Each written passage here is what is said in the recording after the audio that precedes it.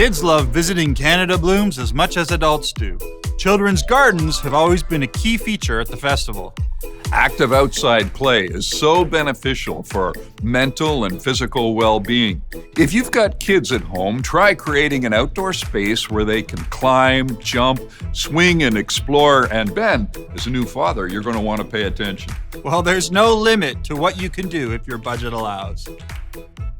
But don't underestimate the simple pleasures of sand and logs. Of course, adults love playing outside as well, from putting greens on a balcony And basketball courts by a lake. to pools of every shape and style. The possibilities are endless, but if you need help, you can search for professional contractors in your region at landscapeontario.com. And don't we all need just a little bit more fun in our lives? And a bit of help. Yeah.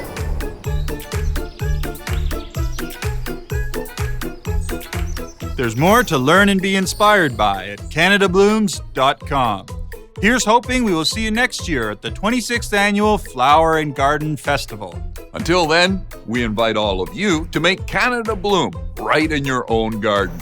Share photos of your garden online with the hashtag Canada Blooms. Happy gardening, everyone.